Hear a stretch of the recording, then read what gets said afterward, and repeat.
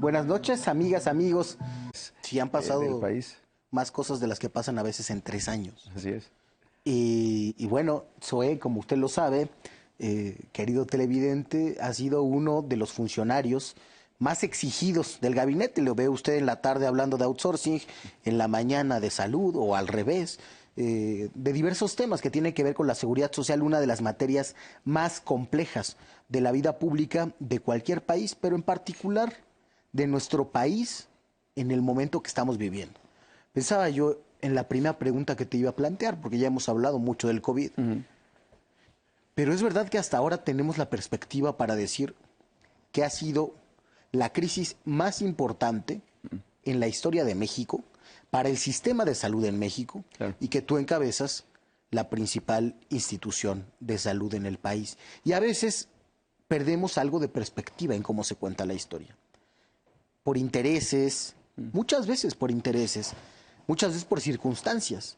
Hay algunas cosas que se manejan como misterio en la historia de los países o del mundo. Por ejemplo, en México, cada año se recicla el misterio del 68. ¿Quién fue el que dio la orden? ¿Quién sabe qué? Cuando está ya documentado que fue el cuerpo de guardias presidenciales, Luis Echeverría particularmente, pero hay intereses que buscan nublar que la historia sea así de clara. Cuando se habla del asesinato de Kennedy, sobre todo los Estados Unidos están muy interesados en decir que es un misterio que pasó, Claro. porque nadie quiere aceptar que todo indica o que todo apunta a que fueron intereses de otro país mucho más chiquito Claro. que a donde estaban planeando matar a su líder y presidente, que se opusieron a esos intereses, ¿no? Sería escandaloso. Claro. Y en el caso de nuestra circunstancia, los intereses contra la transformación del país, contra el cambio igualitario, contra el cobro de impuestos, han intentado sembrar una narrativa. Y tú estás dando una batalla desde un espacio pequeñito, que es una columna en un diario, Así es. que se llama ¿Qué hicimos para contar la otra parte de la historia? Claro. ¿Cuál es esa otra parte de la historia, Zoe? Pues mira, primero, y te agradezco este comentario porque efectivamente este ejercicio de qué hicimos responde a esa inquietud, a esa preocupación, que muchas veces la historia la escriben quienes no estuvieron cercanos a los hechos, quienes no tuvieron más que versiones de segunda, tercera, a veces hasta de cuarta mano. Y también muchas veces la historia se intenta recuperar muchos años después. Bernal Díaz del Castillo escribió su historia de la Nueva España 40 años después, cuando pues la memoria y las pocas notas que tomaba, pues seguramente hay cosas distorsionadas. No me estoy comparando desde luego a Bernal, por supuesto que no, pero sí es importante para mí que se cuente esa historia. Y no es la historia mía como director general, es la historia y la voz de médicos, de médicas, de enfermeros, de administradores, de todo el equipo del Seguro Social, como parte estructural, como la columna vertebral de la respuesta mexicana en atención médica para atender y responder ante el COVID. Una respuesta que más que sanitaria o además de sanitaria ha sido humanitaria, ya calificada también por la Organización Mundial de la Salud, sobre todo la reconversión, como una de las cosas que se debieron de haber hecho en otros países, poner y disponer de espacios, camas, personal, equipo, para poder atender a toda la población ante un escenario que en México sí se alcanzó a ver, que la pandemia iba a llegar a picos muy altos. ¿Cuántos países reconvirtieron como México? Bueno, te podría decir que prácticamente ninguna democracia moderna lo hizo en los niveles y la profundidad que nosotros. Te mentiría de decir que tengo la estadística, porque también esa es la otra. Nosotros hemos hecho pública la reconversión. No hemos encontrado algún dato, porque lo hemos buscado, para podernos comparar sobre el tema del número de camas por cada 1000 derechohabientes o 1000 personas en el país. Ese dato nunca se difunde. Se difunde mucho la letalidad, se difunde mucho el número de contagios, pero nadie difunde cuántas camas ha puesto México y lo que sí hacemos es decirlo todo el tiempo, ser transparentes en un momento de pandemia. En un momento de pandemia nadie quiere dar noticias porque generalmente son malas o peores. Pero hay que tener esa responsabilidad política y con la gente y con la historia de decir las cosas como son y como están.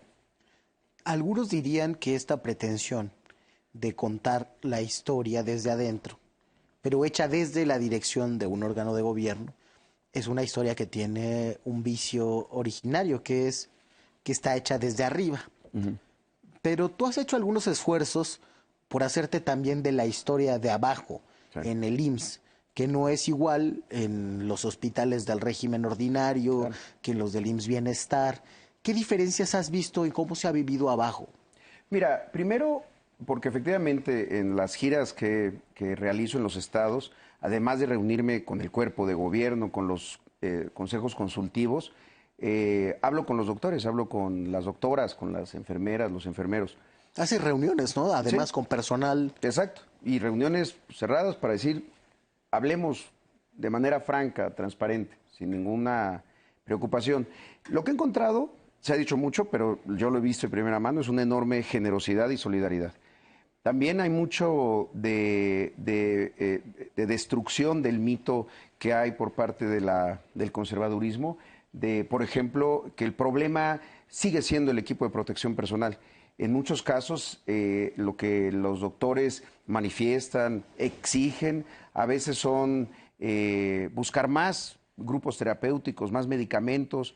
Muchos de ellos lo que me han solicitado es apoyo para que las publicaciones que están escribiendo en medio de la pandemia, que están documentando hallazgos científicos, los apoyemos para que sean publicados. O sea, esas son las verdaderas preocupaciones. Efectivamente, en abril, sobre todo en abril, marzo, abril, una parte de mayo, tuvimos muchos problemas para poder distribuir oportunamente, aunque en esos momentos había menos pacientes hospitalizados. Era una exigencia sobre lo que venía, no sobre lo que ya estaba ocurriendo. Eso afortunadamente se resolvió ya hace tiempo. Entonces, muchas veces la exigencia que se cree que tienen el personal de salud es muy diferente a lo que se ha querido instalar. Lo que he visto sí es, insisto, solidaridad, generosidad y una enorme vocación de servicio y un enorme humanismo. Al principio de la pandemia hubo muchas protestas de médicos, Sí. enfermeras, de personal en general, y nos comentabas aquí en De Buena Fe que muchos se ausentaron también del servicio, haciendo uso de permisos a los que tenían Sí. derecho por contrato de trabajo. ¿Cómo ha ido evolucionando esa condición? Mira, aquí hay dos elementos importantes. Primero, la protección del personal es en muchas dimensiones. La protección del personal es el equipo, pero también es protección a su economía. El bono COVID, este sobresueldo del 20% para el personal que está atendiendo ahí, ese sí te lo puedo decir, no lo hemos encontrado en otras partes del mundo. El paro sanitario que hubo en España tenía que ver justamente con los malos salarios que tienen los doctores. Claro que nosotros quisiéramos pagar más, pero en la pandemia dimos este sobresueldo. La protección del personal también es a las agresiones que hubo en algunos lugares y que las autoridades locales no alcanzaron a resolver. Y en ese sentido, la presencia de la Guardia Nacional, no solo en los almacenes, también en los hospitales, ha distendido mucho pues el estrés, la tensión que hay siempre para que la relación con los familiares sea transparente y de mucha información. Bueno, ahora también tenemos que proteger al personal de infundios o de incluso de acusaciones. Entonces, esa es una parte importante. Y en esa protección, 40,000 trabajadores del IMSS, desde finales de marzo, principios de abril, están en resguardo domiciliario en sus casas. De esos 40,000, 22,000 es personal de salud y están ahí por edad, porque tienen alguna comorbilidad, porque es un personal de riesgo. Eso nos ha implicado tener que contratar a un número importante de personas y ofrecerles estas mismas condiciones. El gasto más importante que ha hecho el IMSS en esta pandemia ha sido en ese. Y ahí sí, con el riesgo de caer en el lugar común, pero no ha sido un gasto, ha sido un acto de justicia, de compensar el riesgo que está llevando a alguien que no ha visto a su familia, que todos los días se puede contagiar, que además está teniendo estos escenarios de agresión muy al principio y que teníamos que ver por ellos. Entonces, en ese sentido, uno de los elementos que tenemos ahora es el cansancio, después de tantos meses, acabamos de firmar un convenio con el sindicato justo porque muchas personas desde hace 6 meses programaron sus vacaciones, además muy justas, más allá de que estén en el contrato colectivo de trabajo, son necesarias para la segunda quincena de diciembre. Y lo que estamos haciendo es buscar que vengan médicos, médicas, enfermeras y enfermeros de otras partes del país a la Ciudad de México y otros estados que han tenido niveles de incremento de contagios y hospitalización para que nos vengan a ayudar. Es comisión COVID, le llamamos, que es un pago de las vacaciones no disfrutadas para las personas que vengan, pagándoles el transporte, hospedaje, alimentación, todo. Y también a quienes decidan reagendar sus vacaciones, también ofrecerles ese pago. Simplemente la guardia del 24, 25 de diciembre, 31 de diciembre y 1 de enero, estamos pagando al doble, porque esa gente estará lejos de su familia, está cansada y de verdad que ese acto pues tenemos que recompensarlo de alguna manera. No porque todo sea económico, pero también ocuparnos de esa dimensión, además del reconocimiento social, pues, al compromiso que tienen con su vocación. Es muy importante esa congruencia que ha tenido el Instituto Mexicano del Seguro Social. Estos días se ha hablado de la incongruencia del gobierno federal. Yo no lo veo como una incongruencia, sino más bien como una contradicción natural de la política y de los ciclos, de pretender que se elimine el outsourcing y que, por ejemplo, en algunas dependencias de gobierno federal, la limpieza la hagan empresas que subcontratan, que se dedican a eso. Y eso empezó a hacerse en el periodo neoliberal precisamente por la crítica a algunas instituciones, pero particularmente al IMSS, de que tener derechos laborales salía muy caro. ¿Qué has reflexionado en esta pandemia sobre cuánto dinero se necesita para tener bienestar para los que proveen el bienestar, para cuidar a los que nos cuidan? ¿Se puede o no se puede? Porque yo oigo lo que me dices, bonos, cuidado contra riesgos de trabajo, viajes de médicos de un lugar a otro, sobresueldos, y me figuro que saldrá muy caro. ¿Es sostenible? Mira, es sostenible por 2 razones. Primero, y lo más importante, es porque es lo que tenemos que hacer, es lo correcto. Vale la pena poner en pausa algunos proyectos, detener esta vorágine que se llegó a tener de decir los problemas del IMSS se resuelven solamente construyendo y construyendo más hospitales, y ahí tenemos 56 que nos dejaron inacabados, emproblemados, con alguna situación que hemos ido resolviendo. Entonces fue de puras reasignaciones presupuestales. Incluso en un escenario en donde tuvimos un decremento en nuestros ingresos de las cuotas obrero-patronales por los efectos que tuvo la pandemia en la economía y en particular con el empleo. Ahora, esto debió haber ocurrido siempre así. Te voy a poner un ejemplo. Cuando se contrata a veces personal para una situación particular, una jornada de vacunación, una jornada quirúrgica y demás, se contrataba en el IMSS en algo que era prácticamente una raya. Era así, con pagos por honorarios. Todo el personal que ahora hemos contratado, de los que en gran medida queremos que ya se queden en el Seguro Social, buscar su basificación y demás, ha sido contratado por tiempo determinado, por una razón muy simple. Pensábamos, si ese personal que vamos a traer a enfrentar este virus contagia, no lo vamos a poder atender nosotros, porque en un escenario muy al principio, el IMSS no había todavía abierto a la no derechohabiense, a la población abierta.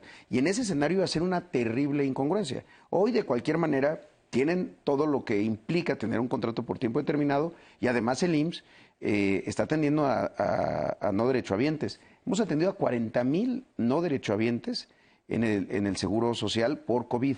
Y eso me parece que es lo mínimo que se puede hacer a la altura de la historia de la institución. Entonces, tener un sistema de salud acorde a la situación epidemiológica del país fuera del COVID era lo que se había hecho hace muchísimo. Contratar personal, paliar ese déficit de especialistas que tiene en nuestro país, de enfermeras, de médicos familiares. Entonces, esas son de las cosas que deben de quedar para permanecer. Efectivamente, pensar que la seguridad social es algo caro, pues es pensar que la salud de los trabajadores es algo barato. Y eso pues no coincide con nuestra forma de pensar. No coincide. Primero tienen que estar las personas. Vamos a ir a un corte y ahora regresamos para seguir conversando. Siga acompañándonos. Estamos conversando de buena fe con Zoé Robledo, director del IMSS.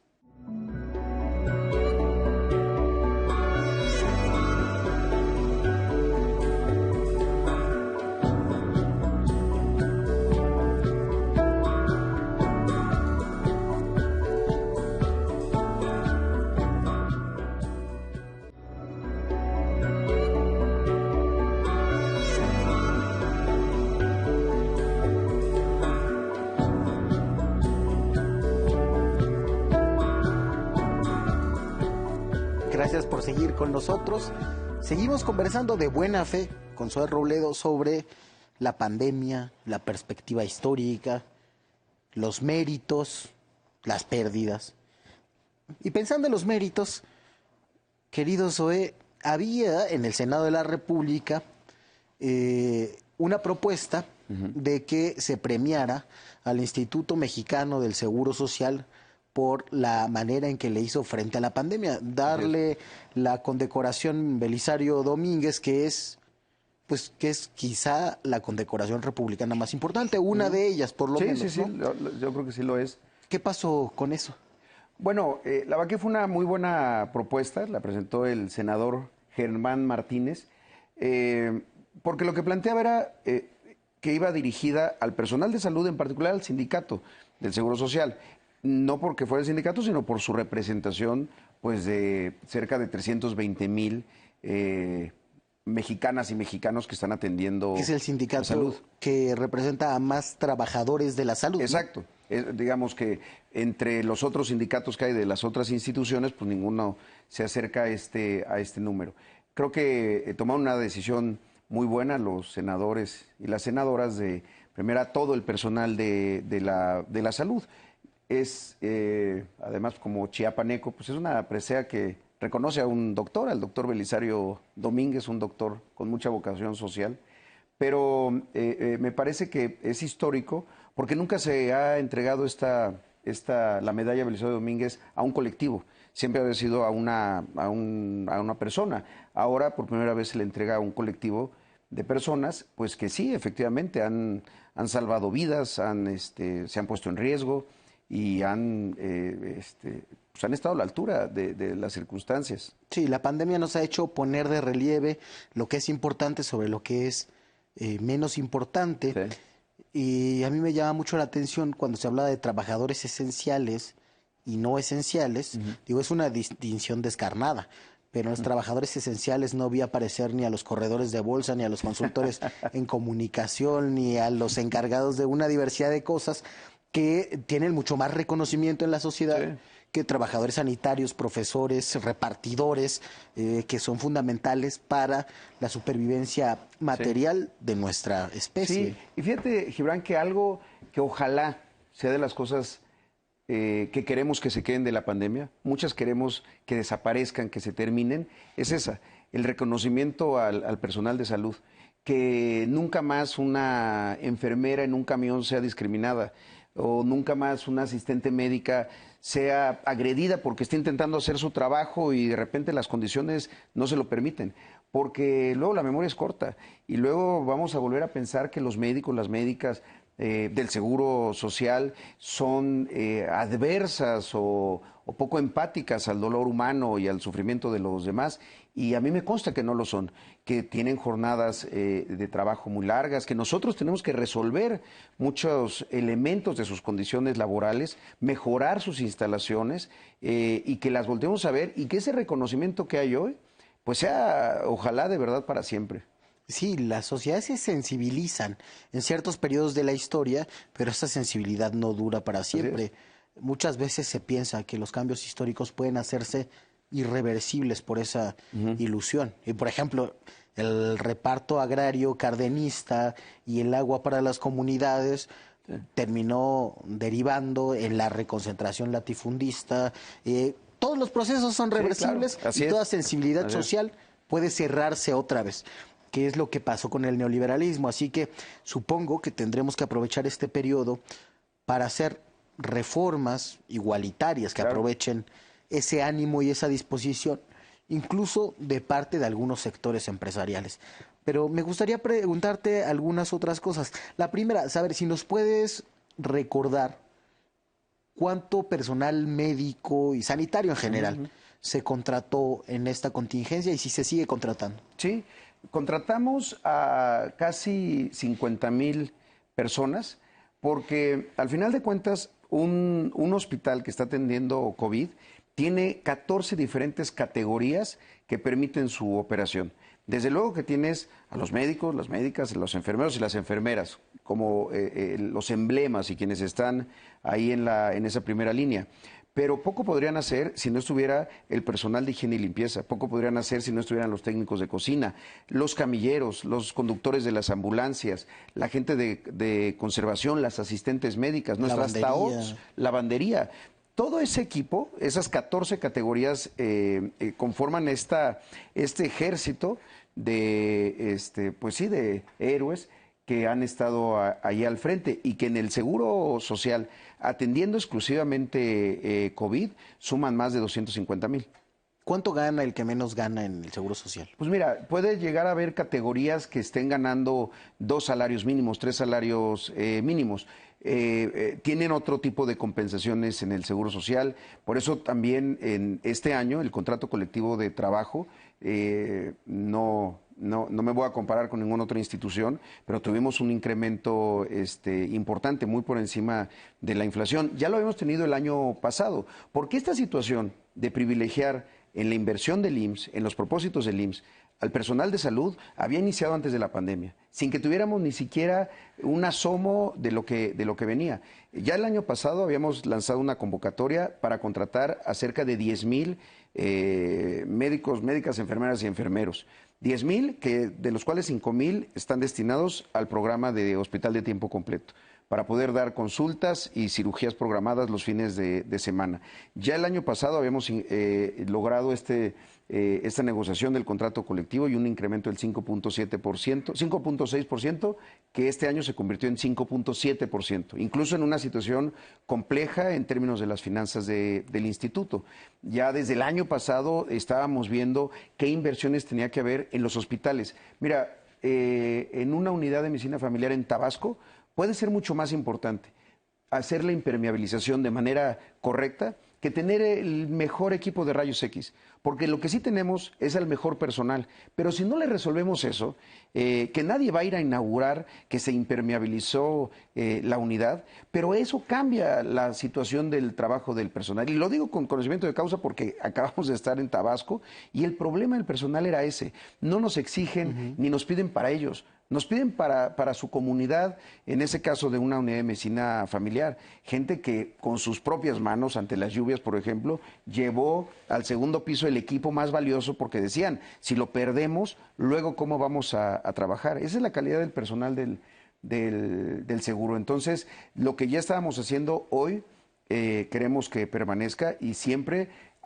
buscando mejorar sus condiciones laborales en todos los sentidos. De repente se nos va que empezaste a recorrer los hospitales de IMSS Bienestar con el presidente de la República sin que fuera la causa esta pandemia. Sí, ¿no? Y ahí habían empezado, digamos, a corregir muchas de las cosas que estaban mal, sobre todo en ese sistema del IMSS para la población abierta, pero en general en el instituto. ¿Qué es lo que falta todavía por hacer? Tenemos todavía una historia larga por delante, no solo la que hay que contar sobre lo que pasó, sino que por lo menos de aquí hasta que la mayor parte de la población pueda estar vacunada, debe haber algunas misiones ya claras, supongo, ¿no? ¿Cuáles van a ser? Mira, lo primero y lo más importante es, incluso en medio de la pandemia, tener un giro radical hacia lo preventivo. Hoy, más que nunca, lo preventivo ha demostrado su importancia y la profundidad del daño que hizo el modelo neoliberal, porque todos esas personas que no tuvieron nunca la experiencia de ir a una consulta estando sanos, que eso es algo que pareciera contradictorio, pero el modelo del IMSS busca que la persona que está adscrita a un consultorio de una medicina, de una unidad de medicina familiar, vaya, consulta cuando está sano, no cuando está enfermo nada más. Nos tiene en esos niveles de sobrepeso, de obesidad, de diabetes y de enfermedades crónico-degenerativas. Entonces, esa es una parte. La segunda, y que creo que es también fundamental, es cómo damos un poco de tregua al personal de salud.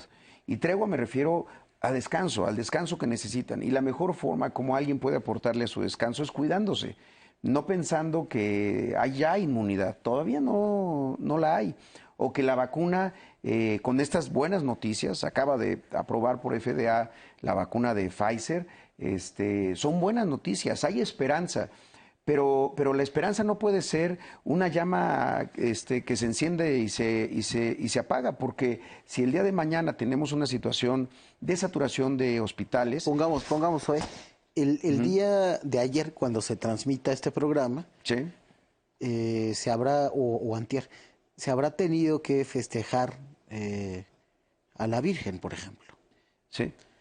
¿Qué escenario tendremos si es que suceden aglomeraciones, o si después la gente va a las posadas, o si tenemos a todas las familias juntas en la Navidad? ¿Hay alguna proyección prospectiva que se haya hecho en el instituto sobre cómo puede salir, qué tan mal puede salir esto? Mira, sí, porque además, por las condiciones en el calendario de estas fechas, podemos estar acercándonos a una tormenta terrible.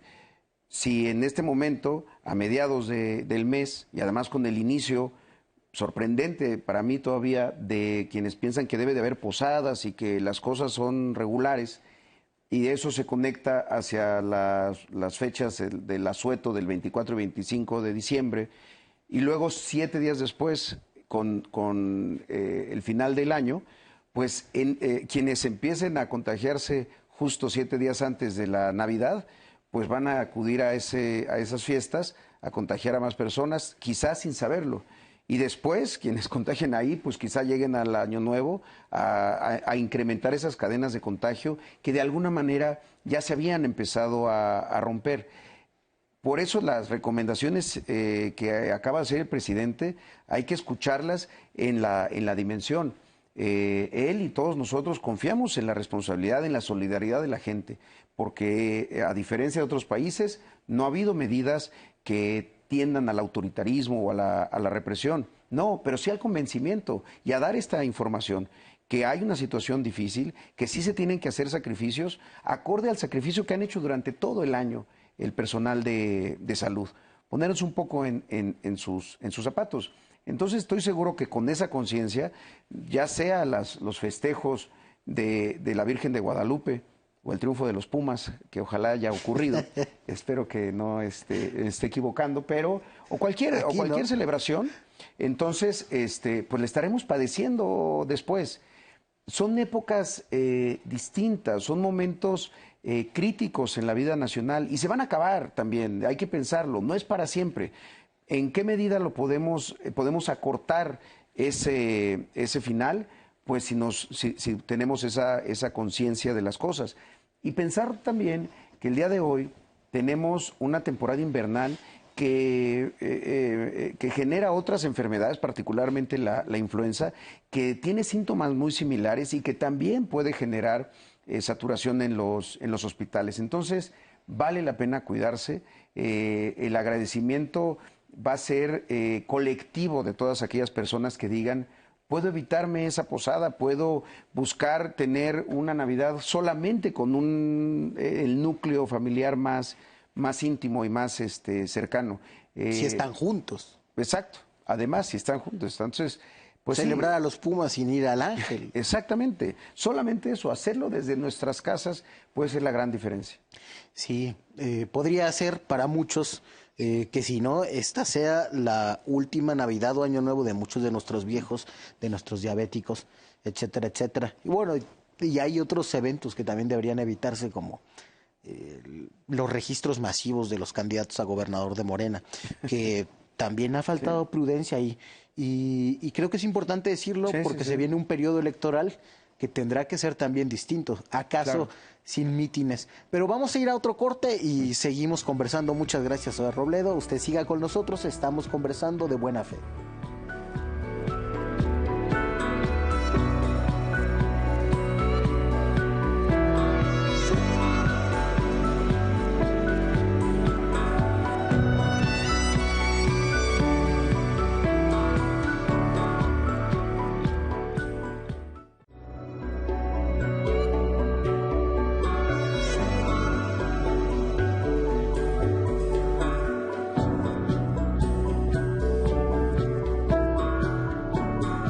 Gracias por seguir con nosotros en De Buena Fe. Yo soy Gibran Ramírez Reyes y estamos conversando con Zoe Robledo. Ahora sobre el COVID y la Navidad y las fiestas. Creo que la fuerza de la tradición es muy impresionante, que difícilmente podrá desactivarse sin un acuerdo social mayúsculo, porque no bastará que digamos que la gente se quede en su casa o que hagan reuniones por Zoom, que además son sumamente aburridas.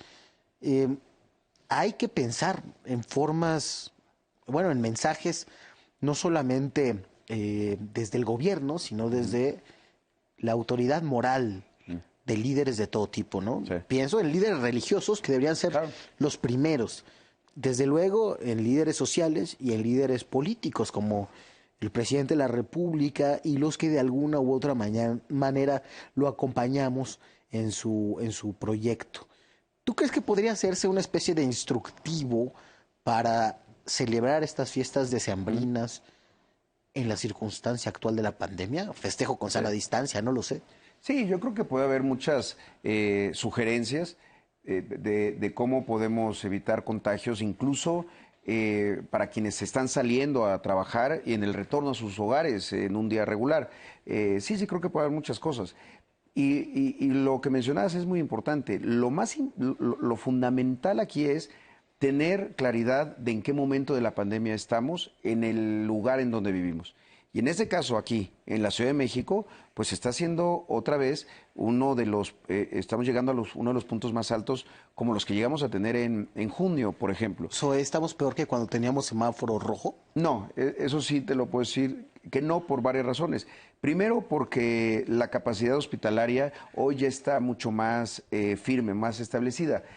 Cuando de alguna manera hasta los edificios y las comunidades tienen una memoria y en ese sentido mucho de lo que ya se estaba empezando a desreconvertir o que estaba regresando a su vocación original en un hospital para atender otras enfermedades, hoy ya ha retornado y es mucho más rápido y es mucho más fácil. El propio personal, tenemos dos aristas. Por un lado, tiene mucho más experiencia, tiene un conocimiento mucho más fino de la enfermedad, pero por el otro lado está muy cansado.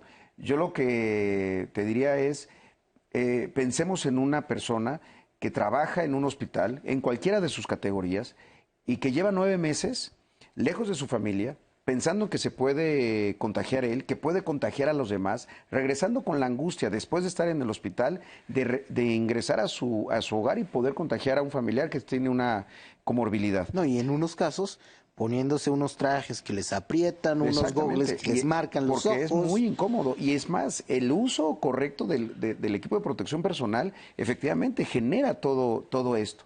Y además, en momentos de tensión, de muchísimo estrés, teniendo la vida y la muerte en sus manos.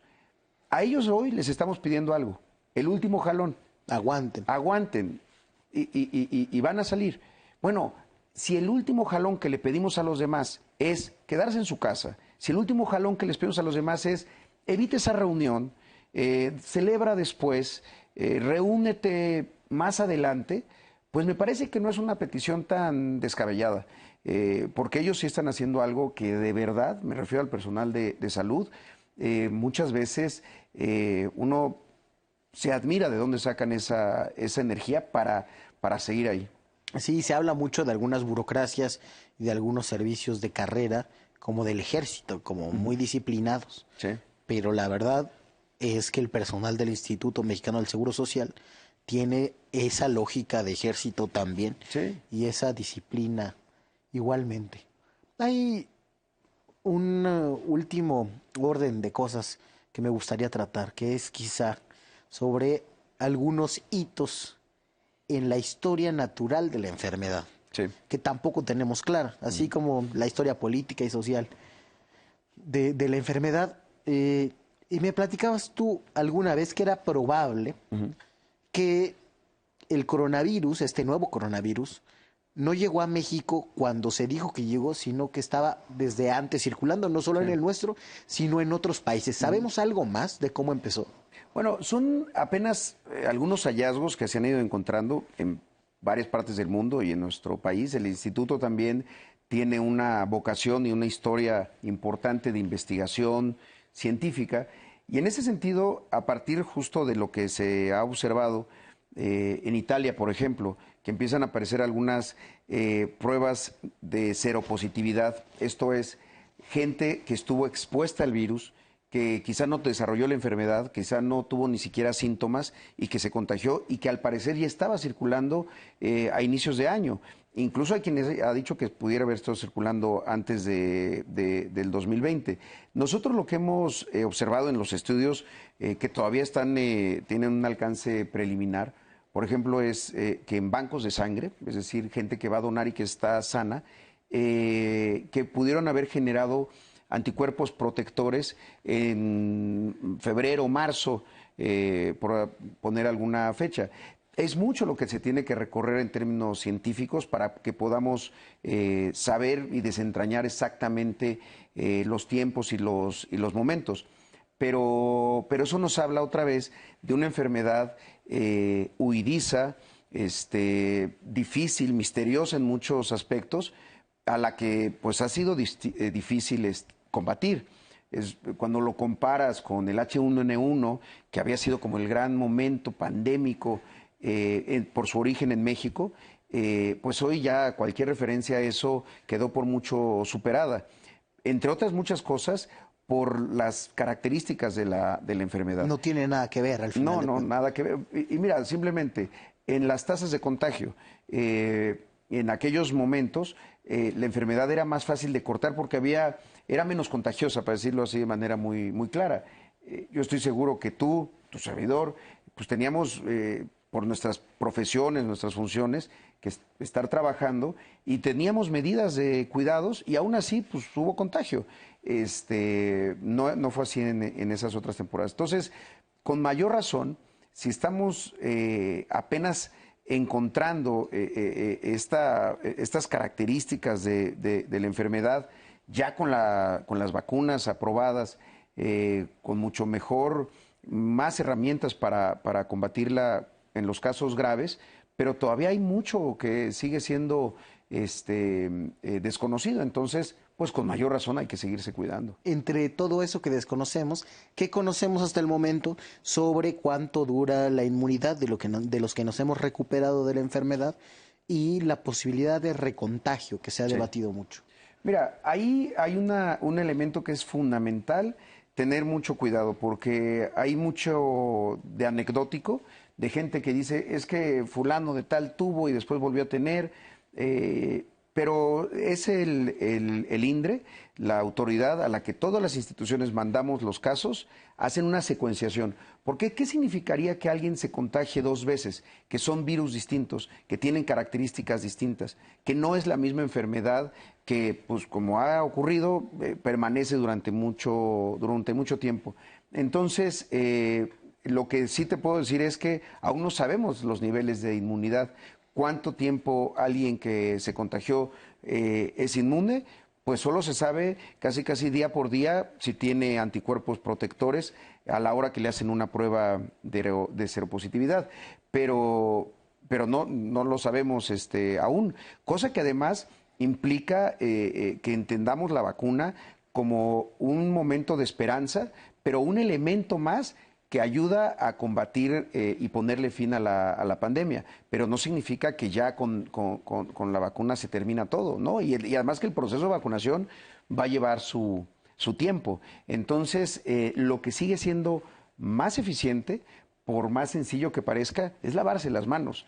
es mantener la sana distancia, es estarse checando y cuidando y observándose a uno mismo para identificar síntomas y poder saber cuándo es momento de ir a un hospital para que en caso de una atención temprana, pues los pronósticos sean más alentadores. Y el cubrebocas, más Y el allá. cubrebocas, desde luego que sí, por supuesto que sí, el cubrebocas también. ¿Por qué la vacuna no es una solución final a la pandemia? No, digamos que no es el elemento único que se tiene que tener para la solución final.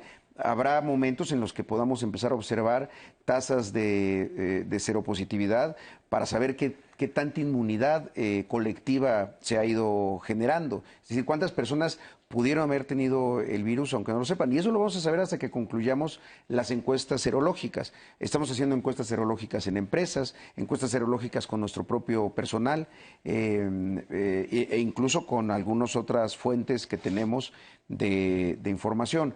Entonces, entre inmunidad de rebaño y el tema para cortar las cadenas de contagio, además de la vacuna, digamos que más que una solución o un elemento que solucione, es un elemento que forma parte del proceso de solución.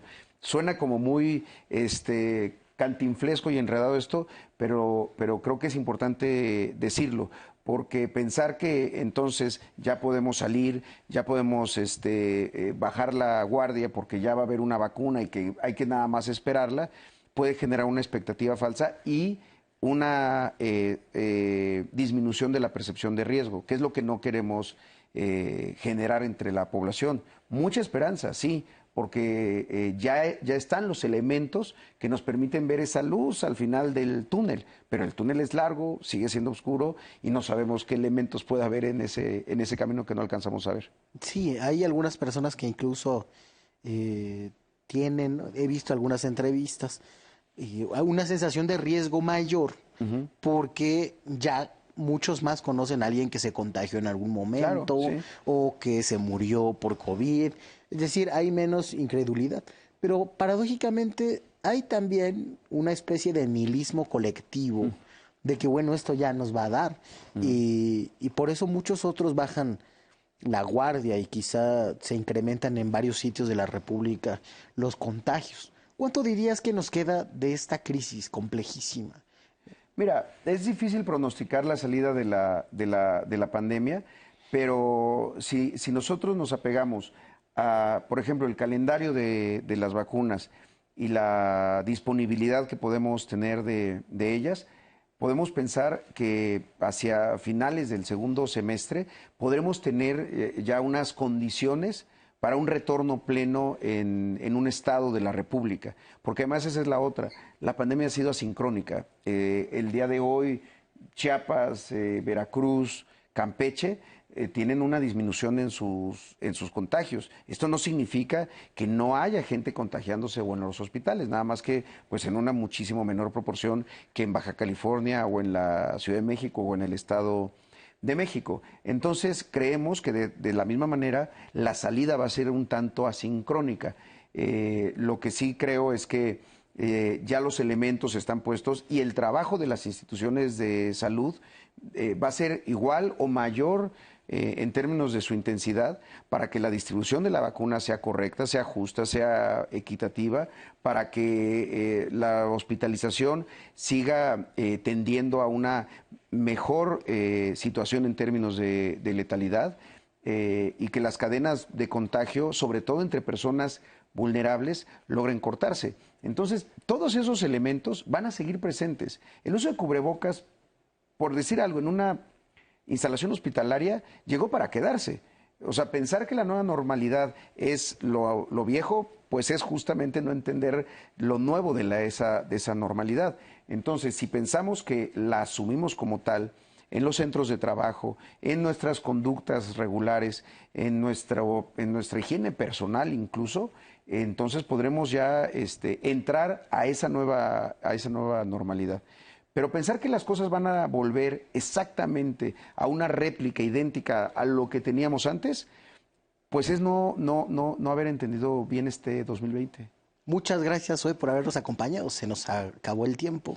Muchas gracias, Gibran, y de verdad que te aprecio porque estos 3 programas para mí van a ser importantes de recorrerlos, de revisarlos como parte de del testimonio de lo que hemos vivido y de lo que seguimos viviendo. Gracias a ti por la perspectiva y yo me quedo con el testimonio, con las claves que nos permiten ver que la pandemia no se comió a la cuarta transformación como algunos agoreros del desastre querían, sino que cimentó más sus objetivos de poner primero a las personas. Muchas gracias.